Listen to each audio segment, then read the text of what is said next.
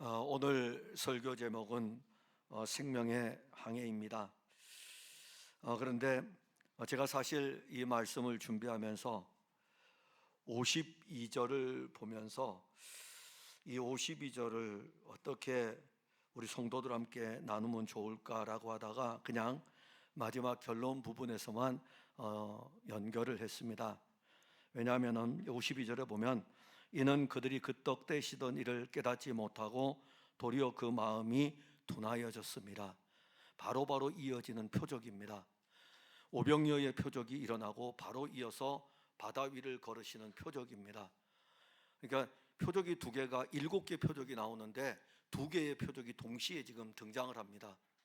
앞에 받은 은혜가 큰데 오병이어를 통해서 뒤에 또 은혜가 주어지는데 그들이 깨닫지 못하였더라라는 이 부분을 보면서 오늘 우리가 이 예배를 드릴 때에 많은 은혜를 입고 여기까지 왔습니다.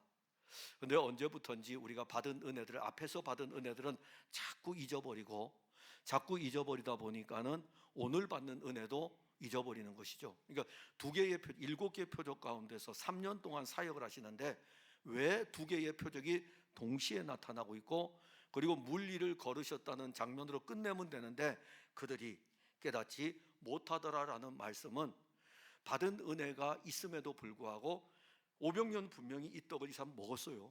먹었기 때문에 받은 은혜가 있습니다.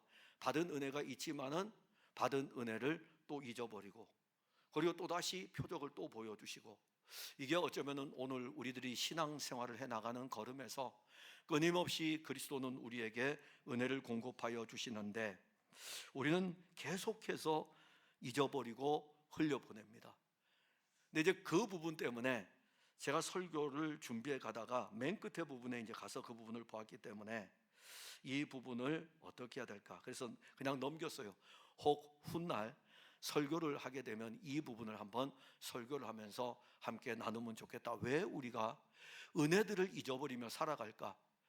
받은 은혜가 있는데 왜 오늘 부어지는 은혜가 어저께도 부어졌던 은혜인데 어제 부어진 은혜도 잊어버리고 오늘 부어지는 이 은혜 또 가면 또 잊어버리겠죠.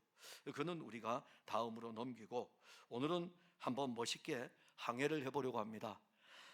예수님께서 보리떡 5개와 물고기 2마리를 가지고 남자만 5,000명을 먹였습니다.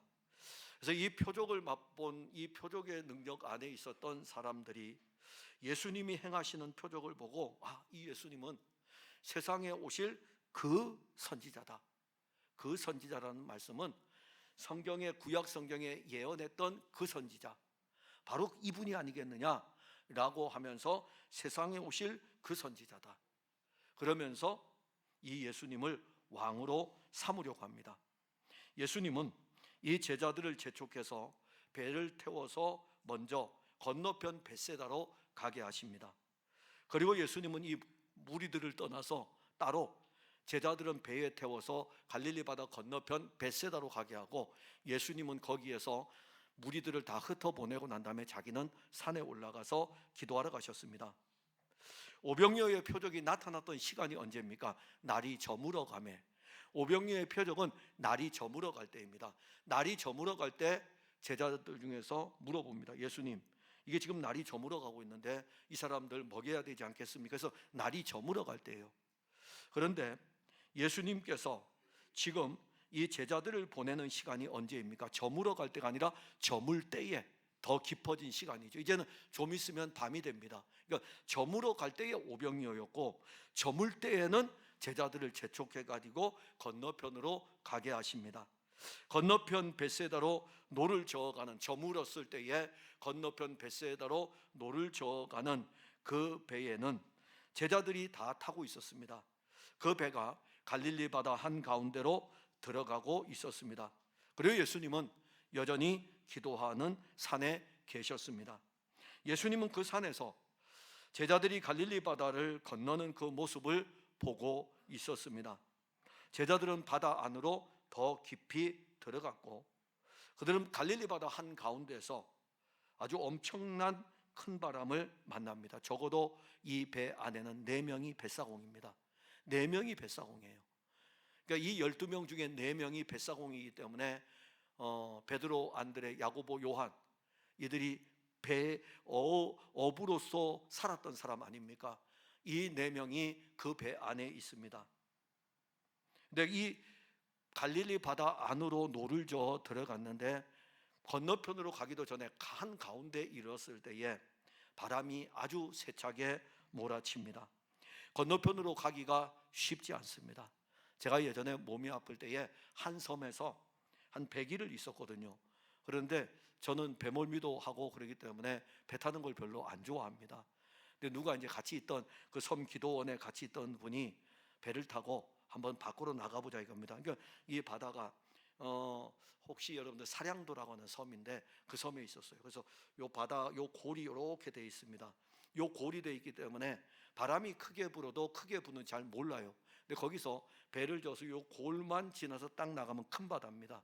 근데 배에 노를 져서 큰 바다로 나가는 그 여정인데 바람이 세게 부르니까요, 우리가 목적했던 목적지에 도착을 못하는 거예요. 그래서 어떻게 노를 졌냐 하면은 바람이 세게 부르니까는 대각선으로 노를 졌습니다. 저어가면서 떠밀려 가도록. 그래서 겨우 끝에 양식장이 거기 있는데 그 양식장 끄트머리를 겨우 잡았어요. 거기를 목적으로 해서 그냥 잔잔하면 금방 노조 오면 바로 앞에 있기 때문에 고깃거리 얻어오려고 양식장으로 노조 갔었는데 같이 일행들이 바람이 엄청나게 세차게 부르니까 양식장으로 그냥 갈 수 있는 이 길을 이쪽으로 젓는 거예요. 이쪽으로 저으면 이쪽으로 가면서 자꾸 밀려가지고 가게 됩니다. 그래서 죽다가 살아났어요. 수영도 못 하는데 그 배 안에서 그런 일이 있었기 때문에 그때 예수를 뜨겁게 믿을 때였어요. 엄청 두려웠습니다. 죽음이 바로 임박해 오고 있는 그 상황이기 때문에 엄청 두려웠습니다. 여러분들이 저보고 그러겠죠. 자, 우리 목사님 그때 믿음 진짜 없었네. 맞습니다.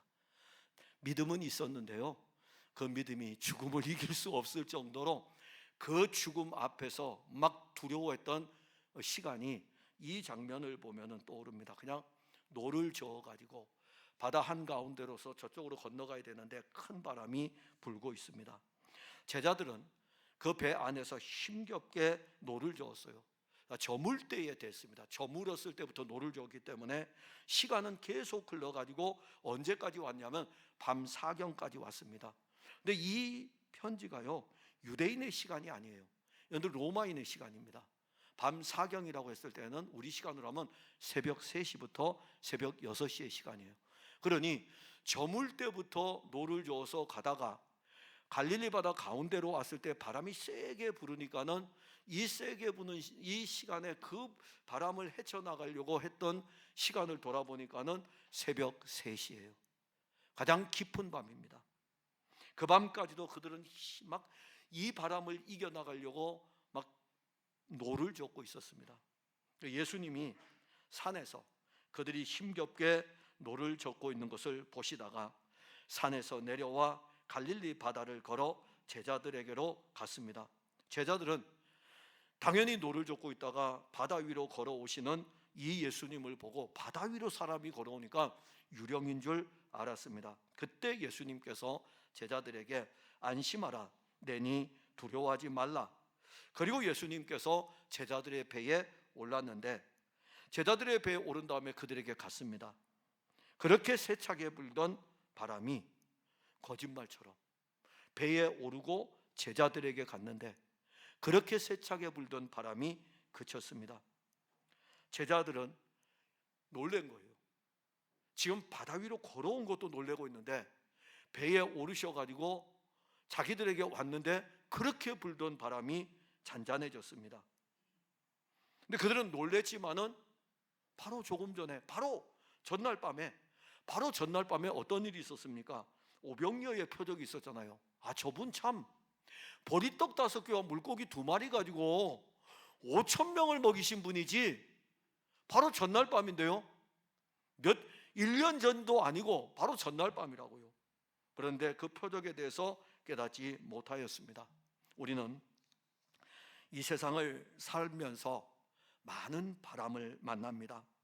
어떤 때에는 큰 바람으로 인하여서 우리 스스로 그 바람을 헤쳐나가기 위해서 막 힘겹게 우리 인생에 노를 저을 때도 있습니다. 아마 오늘도 여러분들 앞에 닥친 어떤 인생의 문제 때문에 그 노를 힘겹게 젓는 분도 여기 계실 수 있습니다. 그런가 하면 어떤 때에는 이 너무 거세게 불어오는 바람으로 인해 가지고 노를 젓다가 너무 지쳐 가지고 번아웃 되어져 있는 그런 성도들도 있을 수 있습니다. 오늘 우리는 거세게 몰아치는 이 광풍이 부는 세상에서 하나님의 아들 예수 그리스도가 우리의 인생의 배 안에 들어오시는, 이 말씀을 듣는 여러분들이 이 말씀에서 증거하시는 그분이 그리스도 예수께서 이 말씀을 가지고 여러분들 배 안으로 들어와서 여러분들의 배 안에서 일하시는 일들을 목격하고 누리는 시간이 되었으면 합니다. 그러려면 우리가 정말 먼저 알아야 될 것은 예수님 누구입니까? 이거 지금 우리는 던져보아야 됩니다. 예수님 누구입니까? 여러분들에게 예수님은 누구입니까? 오늘 48절에 보면 바람이 거스름으로 제자들이 힘겹게 노젓는 것을 보시고 밤 사경쯤에 바다 위로 걸어서 그들에게 오사 지나가려고 하시매, 예수님이 지금 바다 위를 걸었습니다. 이건 다 잘 아는 내용입니다. 예수님이 바다 위를 걸어서 제자들에게 나타났습니다. 예수님께서 바다 위를 걸어서 제자들에게 보여주신 것은 바다 위를 걸으시는 그 표적을 통해 무엇을 보여주려고 하는 걸까요? 요한복음에 7개의 표적이 나옵니다. 그 7개의 표적을 통해서 뭘 보여주려고 할까요? 요한복음은 예수님은 하나님의 아들이십니다. 이 복음이에요. 요한복음은 그겁니다. 다른 거 아니에요. 요한복음은 예수님은 하나님의 아들이시다, 하나님의 아들이신 것을 7개의 표적을 통해서 요한이 쓰고 있는 거예요. 그러면 바다 위를 걸어가는 것도 7개의 표적 가운데 하나인데, 이 표적, 바다 위를 걸으시는 것은 예수님 자신이 내가 하나님의 아들이라는 것을 배 안에 있는 제자들에게 보여주는 것입니다. 예수님이 바다 위를 걸으시는 것이 제자들에게 표적인가? 오병이어는 표적이죠. 보리떡 5개를 가지고 이 보리떡 5개를 먹었으니까요. 그들 앞에서 떡이 이 보리떡 5개가 5,000명이 먹고도 남는 떡으로 변하여져 있는 놀라운 광경을 보았으니까. 근데 바다 위를 걸으시는 것이 어떻게 표적이냐 이겁니다. 우리하고 무슨 관계가 있냐 이겁니다. 나하고 떡이라면은 내가 먹으니까는 관계가 있지만 바다 위로 걸어오시는데, 그런데 이 본문을 보려면은 지금 이 편지는 유대인들에게 쓰고 있어요. 유대인들. 자, 이 유대인들은요 어떤 사고를 가지고 있냐면은 유대인들에게서 바다는 어떤 의미냐면 혼돈입니다. 바다는 혼돈이에요. 그리고 유대인들에게 바다는 죽음입니다. 유대인들에게 바다는 악의 세력을 상징합니다.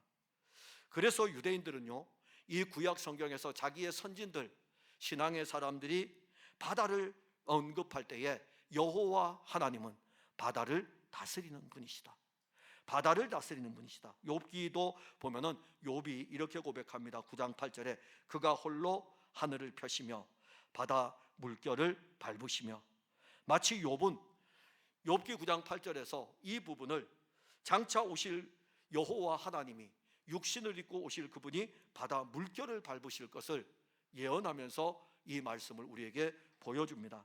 시편의 저자도요 시편 89편 9절에 주께서 바다의 파도를 다스리시며 그 파도가 일어날 때에 잔잔하게 하시나이다.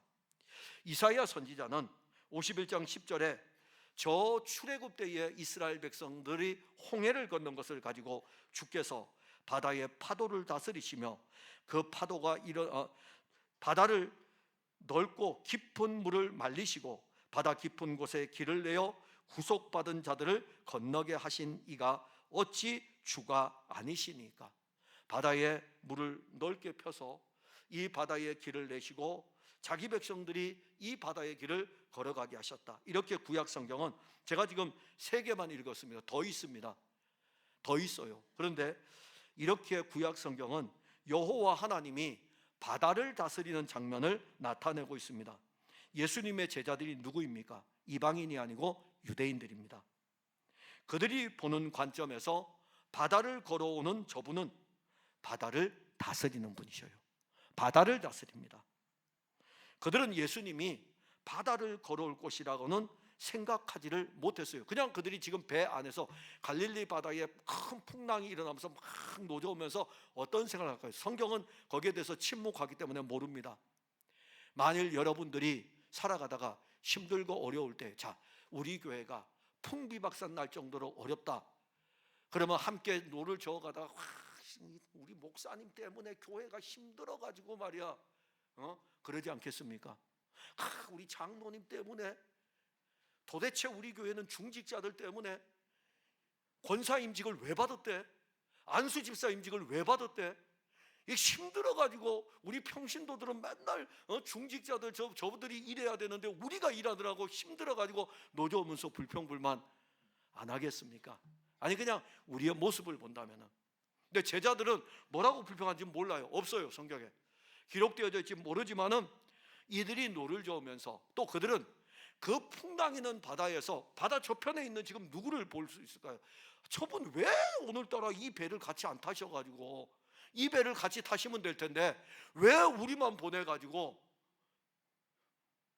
모릅니다. 그냥 제가 여러분들에게 이것을 그냥 우리들의 입장에서 그냥 이야기를 하는 거예요. 성경은 침묵하고 있어요. 그러나 분명한 것은 노를 힘겹게 젓고 있었다는 것이고, 그 다음에 이 힘겹게 젓고 있는 그 시간에 예수 그리스도께서는 바다를 걸어서 오신다는 것입니다. 제자들이 유대인들입니다. 예수님이 하나님의 아들 그리스도인 것에 대해서 아직 그들은요 잘 모릅니다. 믿어지지 않을 때예요.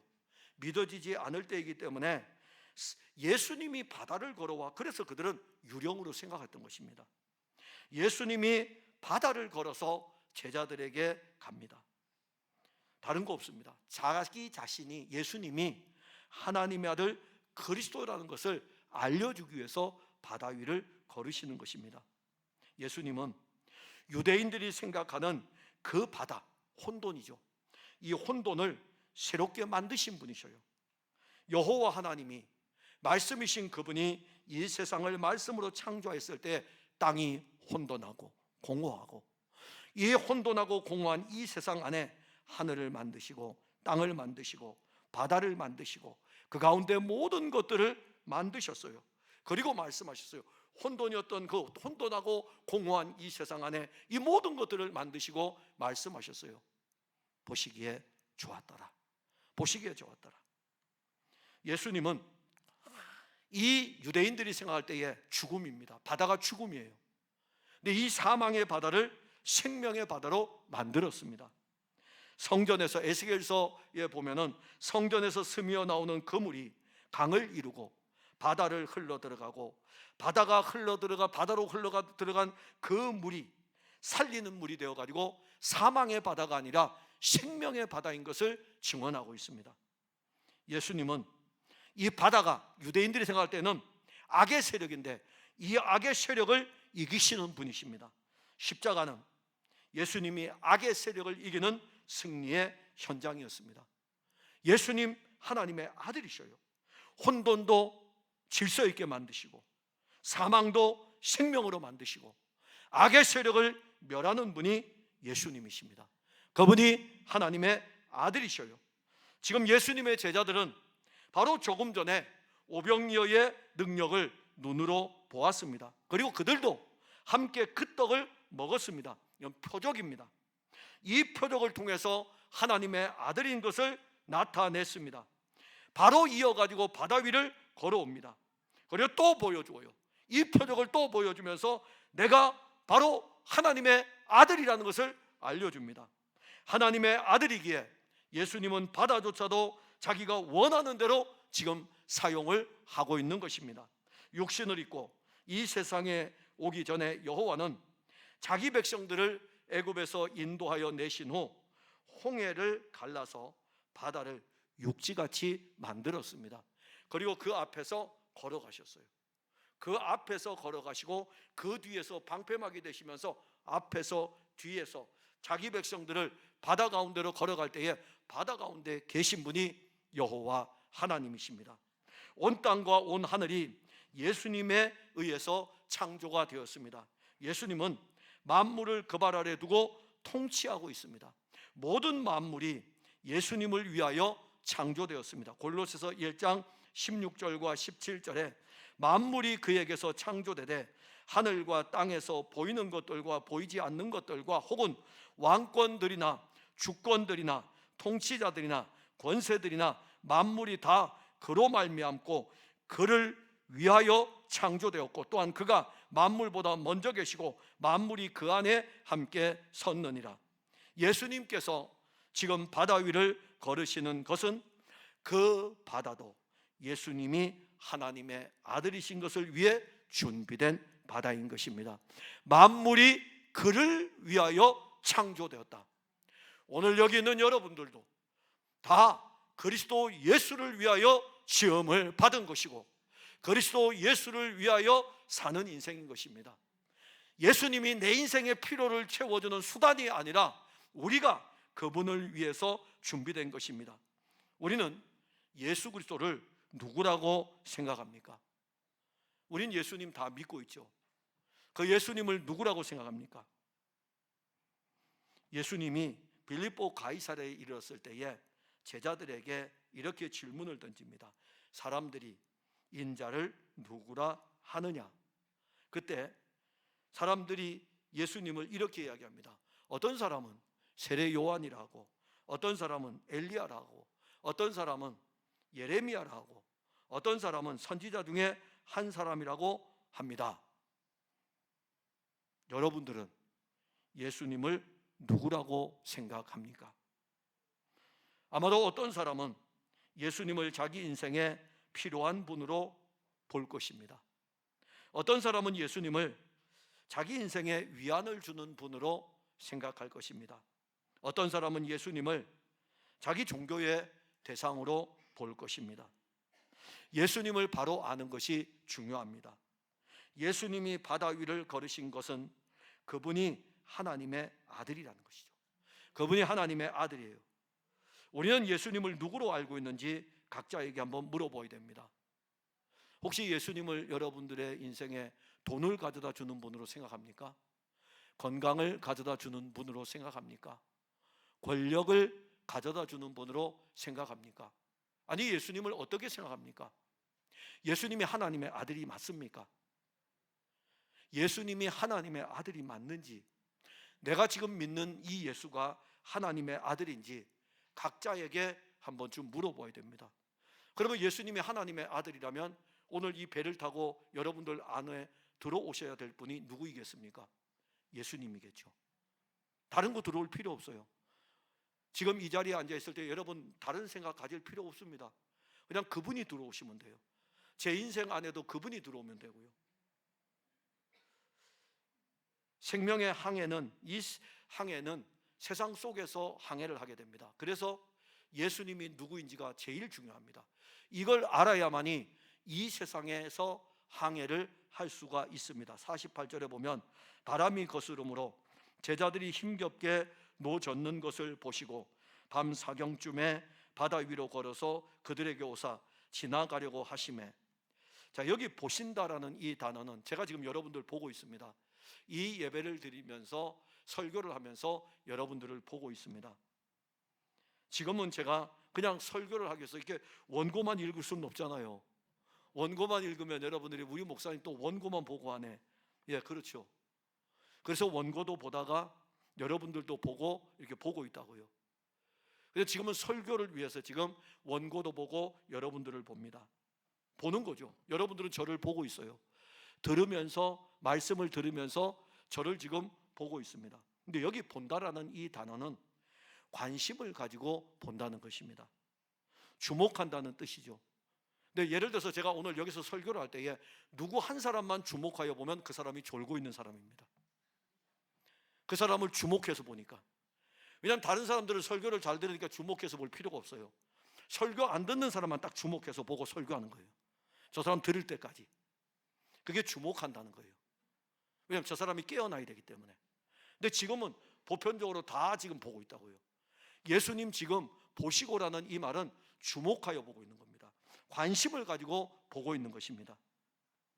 본문의 말씀이 언제죠? 밤 사경에 지금 이 사건이 일어났습니다. 그런데 이미 그 전부터 제자들은 깊은 밤중에 갈릴리 바다에서 바람과 사투를 벌이고 있었습니다. 예수님은 한 산에 기도하러 올라갔습니다. 깊은 밤 그 시간에 예수님께서 갈릴리 바다에서 힘겹게 노를 젓고 있는 그 제자들을 보시고 계셨어요. 계속 이렇게 보고 있었다고요. 보고 있었어요. 그 노젓는 모든 것들을 보고 있었습니다. 그런데 지금 이 시간이요, 밤 사경입니다. 새벽 3시예요. 새벽 3시에 한 산에서 저 둘레가 50km가 더 되는 이 갈릴리 바다 한가운데를 보면 어떻게 보일까요? 한 점에 불과하겠죠. 그런데 보고 계셨다고요. 이것은 예수님이 지금 제자를 보는 것은 육신의 눈에 시각적인 것으로 보는 것이 아니라 하나님의 아들이시라는 것을 지금 말씀드렸죠. 하나님의 아들이셔요. 그분의 눈이에요. 그분의 눈이 생명의 눈으로 지금 보고 있는 것입니다. 육신의 눈으로는요, 깊은 밤 갈릴리 바다 한가운데서 부는 이 바람과 싸우고 있는 힘겹게 지금 노를 젓고 있는 제자들을 육신의 눈으로는 볼 수 없습니다. 그러나 예수님은 그들을 보았어요. 예수님이 밤이 깊은 시간에도 그들을 볼 수 있었던 것은 그분의 눈은 육신을 입으셨지만 하나님의 아들입니다. 그 눈으로 지금 보는 거예요. 그러면 하나님의 아들의 눈은 늘 여기에 딱 고정되어 있어요. 이 갈릴리 바다 한가운데서 힘겹게 노를 젓고 있는 거기에만 고정이 되어 있습니다.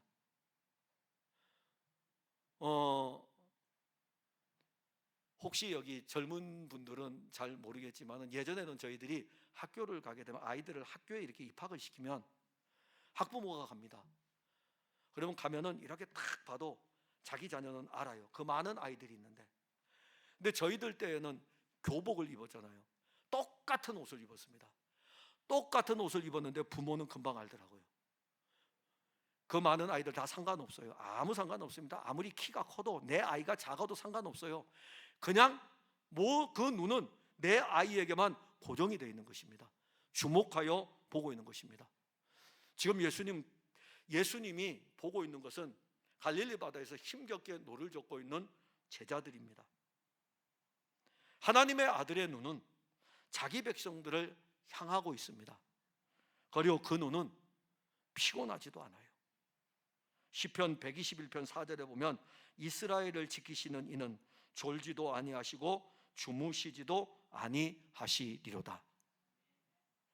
신명기 11장 12절에 보면 내 하나님 여호와께서 돌보아 주시는 땅이라 연초부터 연말까지 내 하나님 여호와의 눈은 항상 그 위에 있느니라. 시작부터 2026년 시작부터 2026년 말까지 풍성한 교회에 여호와 하나님의 눈이 여기에 있다는 것입니다. 여기에 하나님의 백성들이 있기 때문에 여기 모인 여러분들을 향해서 여호와 하나님의 눈이 고정되어 있습니다. 예수님은 제자들을 갈릴리 바다 건너편 땅으로 보낸 후 기도하러 산으로 올라가셨지만 그 눈은 제자들을 향하였습니다. 제자들은 지금 어떠한 상태입니까? 풍랑이는 바다와 싸우고 있습니다. 그리고 지금 그들 주변은 깊은 어두움인데 바람은 세차게 불고 있습니다. 그 배 안에 4명의 뱃사공이 있지만 그 경험이 있어요. 배에 갈릴리 바다에 대한 경험이 있고 저들이 살아온 인생의 삶의 터전 아닙니까? 그러나 그들은 지금 누구의 도움도 받을 수 없는 상황입니다. 근데 그들이 또 보지 못하지만은 그들을 보고 계신 분은 계셔요. 그들은 보지 못하지만은 그 제자들을 보고 계신 분이 계시고 캄캄한 밤에도 성경에 오늘 표현할 때 힘겹게 노를 젓고 있다. 아직은 싸워나가는 거예요. 힘겹게 노를 젓고 있는 것을 보고 계십니다. 예수님은 자기가 친히 부른 그 제자들을 풍랑이는 바다에 그대로 둘 수 없었습니다. 그들이 칠흑같이 어두운 밤에 살려고 몸부림치는 것을 보시고 그분이 움직이십니다. 예수님께서 드디어 산에서 움직이셔요. 그리고 제자들에게 나아갔습니다. 어떻게 나아갈까요? 이제 어떻게 갈까요? 예수님이 제자들에게 나아갈 때 그들과 같이 배 한 척을 빌려서 그 배에 노를 저으면서 그들을 구원하러 갑니까? 그건 우리의 방법이죠.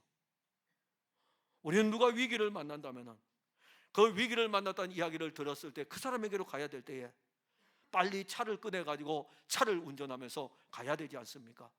그게 우리의 방법이에요. 우린 거기까지 합니다. 그 이상을 못합니다. 지금 아주 위기의 상황입니다. 위태로운 상황입니다. 예수님은 배를 빌려서 배노를 저으면서 그들을 구원하신 것이 아니고 예수님은 하나님의 아들이십니다. 그분은 이제 이렇게 가십니다. 바다 위를 걸어서 제자들에게로 나아갔습니다. 바다를 다스리시며 바다를 걸을 수 있는 분이 누구냐? 바로 하나님의 아들입니다. 하나님의 아들이기에 그분만이 바다를 걸을 수 있는데 여기서 또 나옵니다. 48절에 보면 예수님이 제자들을 지나가시려고 하였다. 그래서 이 본문이 이걸 이해하지 않으면 해석을 잘못하게 됩니다. 자, 예수님이 제자들에게로 걸어서 가시면서 제자들을 지나가시려고 하시는 거예요. 제자들 앞을 지나간다는 뜻입니다. 아니 지금 풍랑에서 본데 힘겹게 노를 젓고 있는데 지나간다는 말이 이해가 되겠습니까? 이 말씀을 이해하려면 예수님이 하나님의 아들인 것을 알아야 됩니다. 그리고 그 다음은 제자들이 유대인인 것을 알아야 돼요. 유대인은 하나님을 가까이 할 수 없습니다. 유대인은요 하나님을 가까이 할 수 없어요. 하나님을 가까이 한다는 이 자체는 하나님의 진노를 받는 것입니다. 하나님을 가까이 하는 것이 하나님의 복을 받는 것 같죠? 아닙니다. 죄인이 하나님을 가까이 하면 하나님의 진노를 받게 됩니다. 그래서 그들은 감히 하나님께로 가까이 나아가지를 못하는 것입니다. 여기 지나가신다는 것은 하나님이 자신의 영광을 나타낼 때 구약에서 사용했어요. 그러기에 그들은 구약의 말씀을 통해서 여호와 하나님이 자기들에게 가까이 오는 것을 이렇게 표현해요. 지나가시더라. 요한이 그렇게 표현합니다. 그럼 여호와 하나님이 모세에게 나타났어요. 자, 그러면 여호와 하나님이 모세에게 나타났을 때 성경은 어떻게 표현합니까? 모세에게 지나가신다. 출애굽기 33장 22절에 내 영광이 지나갈 때에 내가 너를 반석 틈에 두고 내가 지나도록 내 손으로 너를 덮었다가 여호와 하나님이 강림하셔요. 여호와 하나님이 땅으로 오셨다고요. 땅으로 오셔서 모세에게로 갑니다. 모세를 만납니다. 그런데 모세를 만나서 모세와 이야기하는 것이 아니라 모세를 지나가는 거예요. 지나가는데 여호와 하나님이 당신의 손으로 모세를 덮어버렸어요. 지나가는 그것도 모세가 여호와 하나님 지나갈 때에 만나는 그 순간 모세도 죽습니다. 그래서 여호와 하나님이 그 손으로 덮으셨어요. 지나가신다. 여호와 하나님의 영광이 모세에게 이르신 것을 알려줍니다. 그리고 여호와 하나님이 엘리야에게도 나타났습니다. 그때도 여호와 하나님이 지나가신다 이렇게 표현을 합니다. 열왕기상 19장 11절에 여호와께서 이르시되 너는 나가서 여호와 앞에 산에 서라 하시더니 여호와께서 지나가시는데 지나가셨다 이겁니다. 지금 우리는 이 본문은 열왕기상 19장 11절은 제가 얼마 전에 설교를 했던 내용입니다. 여호와 하나님 지나가신다 이거죠. 왜?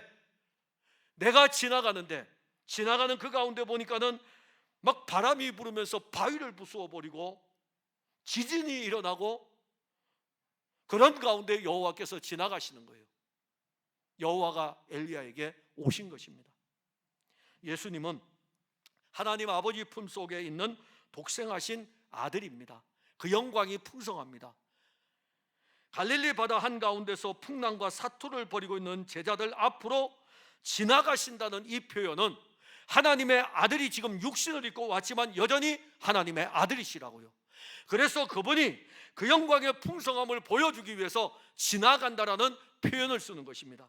그 영광의 풍성이 이제는 지나가시는 것이 아니라 육신을 입고 와서 그들이 있는 배로 오시고 그 배 안에 오르시는 것입니다. 더 놀라운 것은 오늘 설교의 결론 부분 하나입니다. 그분이, 그 영광이 우리 안으로 들어오신다는 거예요. 지나가시는 것도 은혜인데, 배에 오르시는 것도 은혜인데, 그분이, 그 영광이 우리 안으로 들어오시면 이 은혜는 얼마나 큰 은혜입니까? 예수님께서 제자들의 배로 왜 가십니까? 제자들을 도와주기 위함입니다. 풍랑이 있는 바다 위에 있는 제자들과 함께하기 위함입니다. 지금 하나님의 아들이 육신을 입었기 때문에 시간과 공간의 제약을 받고 있지만 예수님은 제자들이 힘겹게 노를 젓는 그 현장으로 가십니다. 우리는 육신을 입고 이 땅에서 새 예루살렘을 향하여 가고 있습니다. 그 여정에서 수많은 인생의 풍랑을 만날 것입니다.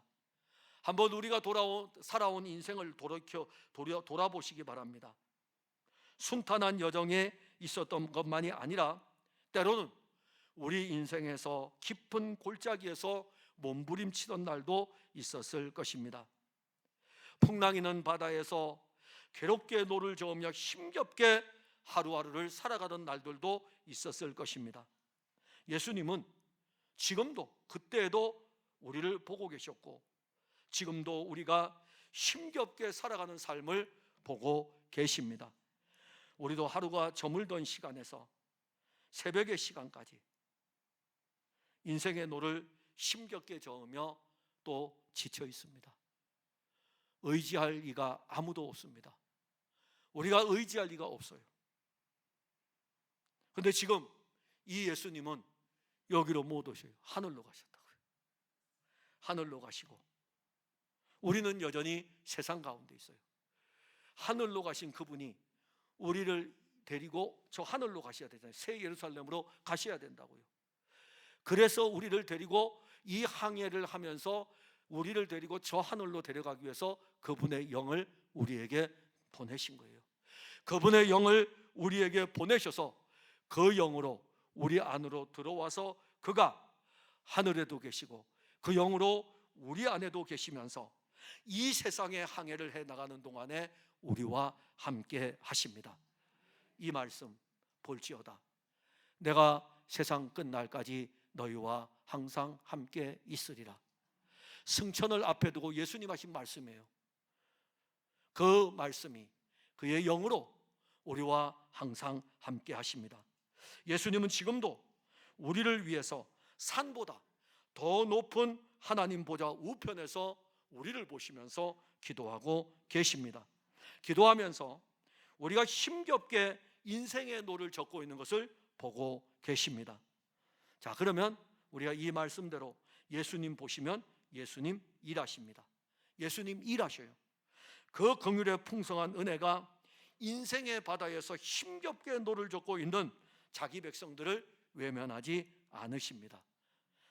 이 생명의 항해는 이제는 예수님과 함께하는 항해입니다. 50절에 보면 그들이 다 예수를 보고 놀람이라. 이에 예수께서 곧 그들에게 말씀하여 이르시되 안심하라 내니 두려워하지 말라. 여기서 요한만이 특별하게 사용하는 내니라는 이 단어는 예수님만이 사용하는 단어입니다. 내니라는 이 단어는 여러분들은 헬라어를 모르시니까는 그냥 사용하지 않아도 됩니다. 그냥 에고 에임이라고 그래요. 나는 이다. 나는 존재 자체라 이겁니다. 그래서 예수님은 나는 생명의 떡이다. 나는 빛이다. 나는 생명의 물이다. 나는 선한 목자이다. 나는 포도나무이다. 나는 길이다. 나는 진리이다. 에고 에임이에요. 존재 자체이십니다. 그분이 모든 것이에요. 이게 바로 예수님이 내니라고 하는 이 단어입니다. 우리는 우리말로 들으니까는 이해가 안 되지만 에고 에임이라고 딱 예수님 선언할 때에 유대인들이 들을 때는 이분이 내 인생의 존재, 자체이시네. 김성만이라는 이 존재 자체는 예수님이셔요. 그게 바로 나는 이다예요. 우리는 이렇게 생각하죠. 내 존재는 내가 존재이고 예수님은 내 존재의 그냥 부속품. 아닙니다. 우리 모두의 존재 자체는 예수님이셔요. 그리고 우리는 그분을 위해서 지음을 받은 것입니다. 지금 예수님께서 제자들에게 내니 이 말씀 언제 또 한 번 하셨어요? 바로 모세가 도대체 여호와 하나님이 누구인지 모를 때에 내니 그렇게 말. 내니 나는 스스로 있는 자니라. 나는 이다. 스스로 있는 자이다. 나는 스스로 있는 자이다. 예수님이 지금 제자들에게 말씀하는 그 시간, 바람이 잔잔했을까요? 불고 있을까요? 바람이 불고 있습니다. 바람이 잔잔한 것은 배에 오르셨을 때, 제자들에게 갔을 때 바람이 잔잔해졌어요. 지금 아직 예수님 배에 안 오르셨습니다.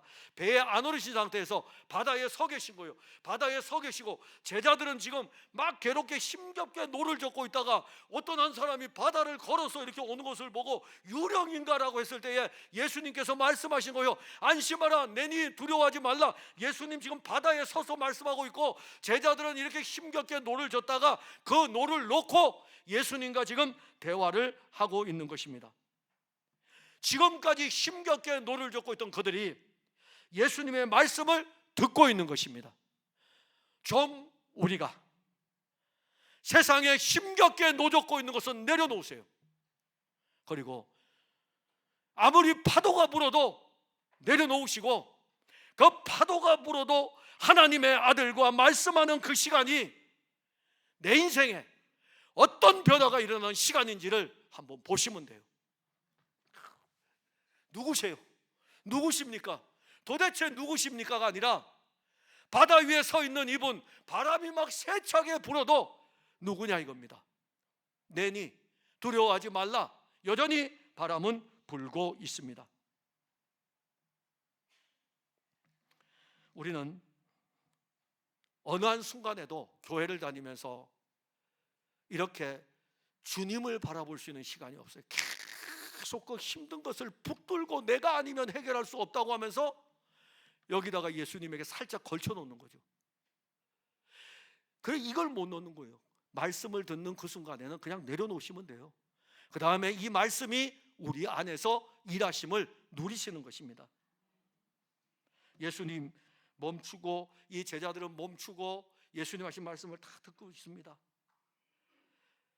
예수님 제자들에게 안심하라. 내니 두려워하지 말라. 내가 왔지 않느냐. 내가 이제 하겠다 이거죠.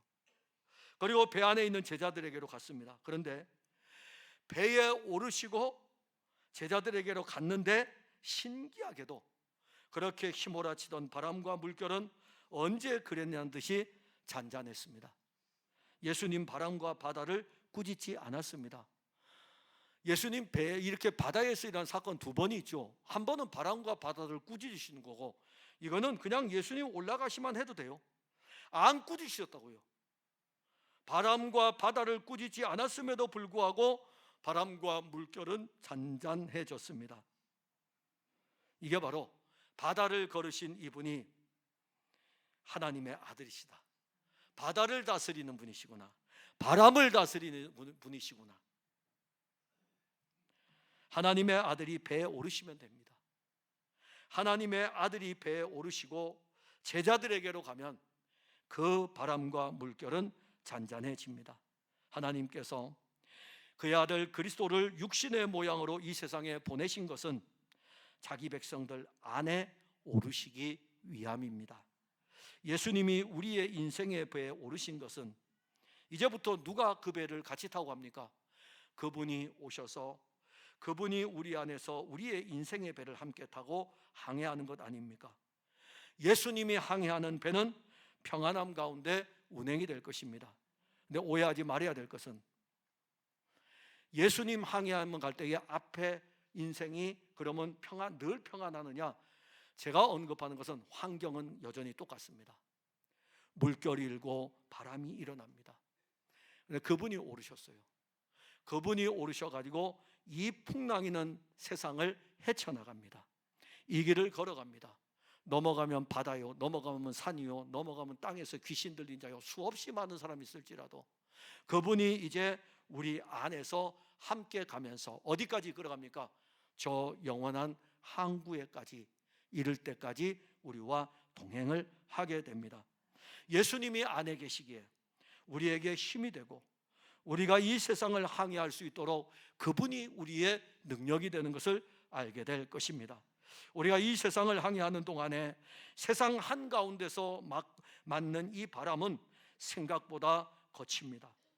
우리는 지금 끝없는 파도가 휘몰아치는 이 세상 한가운데 있습니다. 그런데 우리는 휘몰아치는 광풍은 보면서 우리 안에 계신 예수님을 보지 못하고 있습니다. 세상에서 부는 이 바람은 보고 있으면서 왜 죽게 된 우리를 안 돌아봅니까? 라고 찬송하면서 우리를 돌아봐달라고 세상의 광풍은 보면서 이미 우리 안에 와 계신 예수님은 보지 못합니다. 그동안 우리들의 인생의 항해가 힘겹지 않았습니까? 우리 안에 오신 예수님을 누리지 못하고 세상에서 만나는 수많은 풍랑을 혼자서 헤쳐나가려고 힘겹게 노를 젓지 않았습니까? 요한복음 1장 11절과 12절에 자기 땅에 오매 자기 백성이 영접하지 아니하였으나 영접하는 자, 받아들이는 사람이죠.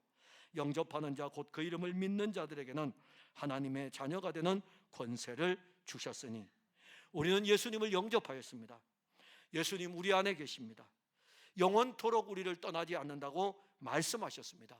우리와 함께 하신다고 말씀했습니다. 사랑하는 성도 여러분, 지금 우리는 우리 안에서 우리와 함께 하시는 예수님을 누리고 있습니까? 아니면 세상의 풍랑을 보고 있습니까? 어떻게 보면 우리가 처음 예수를 믿고 오는 동안에 많은 은혜를 받을 때보다 지금 영적으로 더 둔하여져 있는지도 모릅니다. 제자들은 조금 전에 오병이어의 은혜를 체험하였지만 풍랑이는 바다에서 그 은혜를 누리지 못하고 있었습니다. 예수님은 우리에게 생명의 떡이고 예수님은 우리 안에서 우리의 인생을 항해하는 분이십니다. 그분이 우리 안에서 함께 하시면서 세상 가운데서 우리가 힘겹게 노를 젓고 있을 때에 주께서 말씀하십니다. 안심하라. 내니 두려워하지 말라. 그 노 누가 잡으십니까? 이제 예수님 잡으시는 거죠.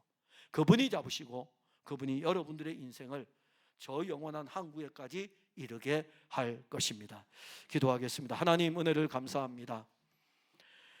생명의 항해가 시작이 되었습니다. 전에 우리는 사망의 바다에 있었습니다. 그런데 우리에게 오셔서 이 생명의 은혜 아래 있게 하시고 이 세상 바다 가운데서 노를 저어 주 예수 그리스도의 나라로 향하여 나아가게 합니다. 때로는 우리 안에 오신 우리 주 예수 그리스도를 알지 못하여 힘겹게 노를 젓는 세상의 삶입니다. 지치고 힘에 겨워서 쓰러지는 날들이 하루 이틀이 아닙니다. 그런데 그때 우리는 주 예수 그리스도 그 이름을 부릅니다. 그 이름을 부르며 기도하는 중에 우리가 알게 되는 것은 그분이 우리 안에 계시다는 것이었습니다. 풍랑이는 상황 속에서도 그분은 우리 안에 계시고 우리의 힘이 되시고 우리의 능력이 되시며 이 항해가 끝까지 영원한 항구에 도달할 때까지 우리와 함께하는 것을 이미 알려주었습니다. 그런데 우리가 영적으로 미련하여서 깨닫지 못하여서 우리 스스로가 힘겹게 노를 젓다가 마지막에 도저히 그 항해를 할 수 없는 지경에 있을 때 주 예수의 이름을 부릅니다. 불러보니 그분은 여전히 우리 편이고 우리 안에 계신 것을 또 보게 됩니다. 사랑하는 성도들이, 내 안에 계신 예수님, 내 인생의 항해에서 나와 함께 하시는 하나님의 아들 예수를 보게 하시고 그분이 이끌어가는 이 항해 가운데 잔잔함과 평안함을 생명의 신앙 안에서 누리게 하옵소서. 예수님 이름으로 기도하옵나이다. 아멘.